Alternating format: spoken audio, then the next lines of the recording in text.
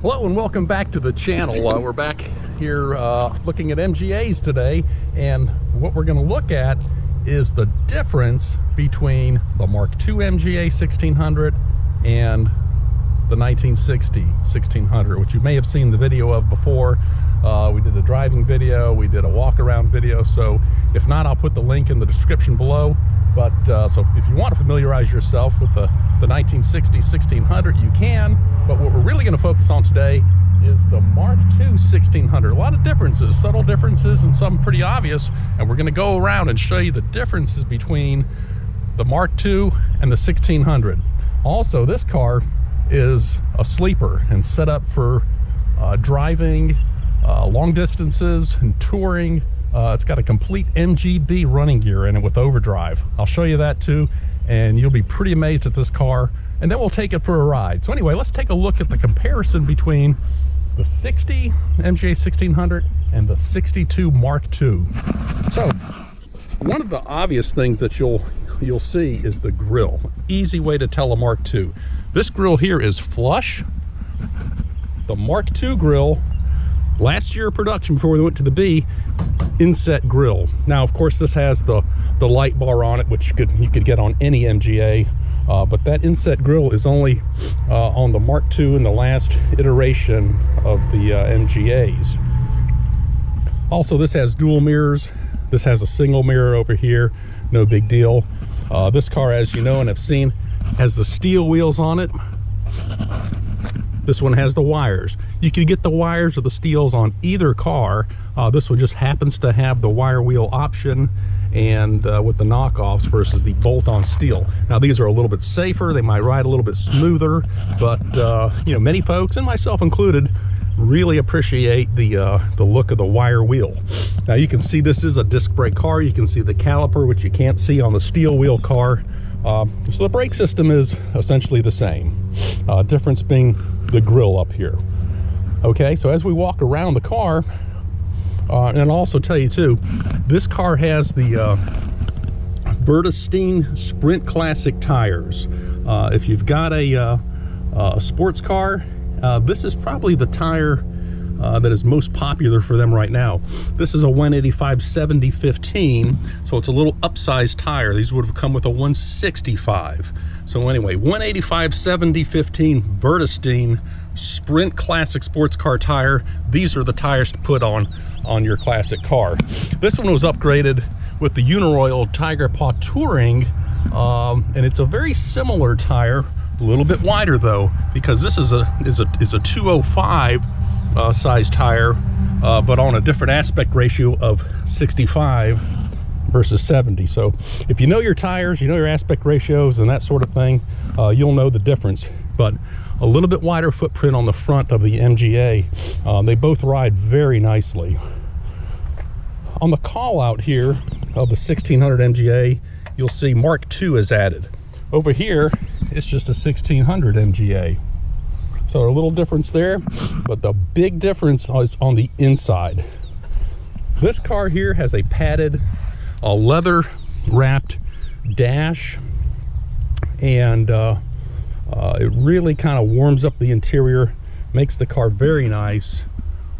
And this is in the ox blood. I don't know what the exact name of it, but it's a leather ox blood interior, and then an upgraded Nardi wheel. Very nice wheel upgrade. And as I mentioned to you earlier, you know, this car has an MGB transmission, so you can, if you know your MGB shifters, look at the shifter right here. It's a short, very short throw and short in height MGB transmission shifter, whereas this one over here, that's the standard MGA shifter. And you can see, just has the padding right here, steel and steel, but the configuration is exactly the same in the dash. Now this one, and I like to have my oil and water right here where I can see it, fuel on this side over here. But when they came from the factory, they put the fuel here, and they put the oil and water Smith gauge right over here. But anyway, the interior layout is really the same. Now you'll notice too that this has a chrome surround around the speaker grill. Your radio would have been here if you had a radio. This is a radio delete car. The 1960 next door is also radio delete, but this would be your speaker grill, and that's your horn. Now you could add this trim if you wanted to around any MGA, but this one, this one doesn't have it. Now that's the interior difference, as you can clearly see between the steel and the padded dash. There is one more significant exterior difference. You look at the taillights. You look at the taillights on the 1660. You've got this configuration, and you come over here to the Mark II. The fender's perfectly clean, and you've got inboard lights with amber turn signals. So those are basically the differences between the Mark II and the 1600. This is a 1600 Mark II, 1622cc engine, 1622cc engine. Now also the exhaust. This is the factory style exhaust with a little angle to the tip. This car has a Monza exhaust on it. Okay, and it also has the later model MGB 5-main motor, MGB transmission with overdrive. So this thing goes down the road like nobody's business, like a big Healy does, compared to the standard MGA 1600 with the MGA 4-speed transmission. So big difference in the way they drive, and we'll take this for a drive in a little bit, and you can see for yourself kind of how it works. Also, the original placement for the license plate on these cars was above the bumper. I took a liberty and put this plate down below because I think it just keeps the lines a little bit cleaner. And also, this car is potentially for sale. So if you're interested in it, either one of them is for sale. If you're interested in either car, you can send me a message or leave me your contact information, and I'll get a hold of you. And neither of these cars is a frame-off restoration. These are very clean, and they've been, detailed running gear-wise and so forth, but they're both original cars with fresh paint and interior and that sort of thing. So anyway, that is the MGA 1600. Now what I'm going to do is I'll open the hood, and you've seen underneath the hood of the 1600 1960, the red one. But let me show you the MGB running gear and all the upgrades under the hood that the red one doesn't have. So we're taking a look under the hood of the 62 Mark II, and the first thing you're going to notice is the aluminum aftermarket valve cover. Over here, we have the original steel style valve cover and also the twin SUs. Okay, this is all factory original right here. And of course, down below, you can see it has a generator. Okay, so generator, steel valve cover, twin SUs, and then the oil filter is way down below. Now, let's look at the differences over here. MGB 5-main motor, and actually, this is the correct MGB later model black paint on here. It's not even been painted burgundy, and it has the red fan instead of the yellow fan, but you've got an alternator, a modern alternator instead of a generator. You've got a MKII carburetor, MKII dual side draft carburetor, which is actually a Japanese carburetor, but it does work very well on this car, and when you're driving it, you can hear the induction through this carburetor. So anyway, MKII carburetor, but other than that, it's pretty much the same under the hood. The other thing MGBs had, and I believe all MGBs had, they had an oil cooler. Right down here, here's your filter, is an oil cooler lines that go to the front.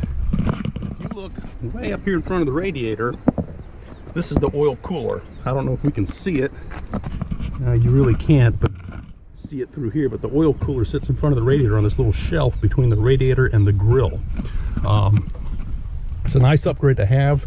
You can upgrade MGAs to the oil cooler, and actually some MGAs did come with the oil cooler, but they would have been the deluxe, and they also would have been the twin cam. So the twin cam and deluxes had that oil cooler, but this is an MGB oil cooling system that came on the MGBs. So anyway, MGB 1800 motor, 5-main bearings.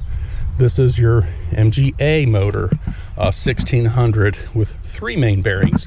One other thing too, if you're doing a swap, way down here in the back, I don't know if you can see this cable that runs to the back of the block, but that's your tachometer cable. When you're using an MGB motor, MGBs went to electric tachs, so you don't have a tach drive on the motor, and what you've got is perfectly clean, bell housing flange area. So the tach on this car is electric, okay, and the tach itself is an MGB tach, but it has the MGA face put back on it.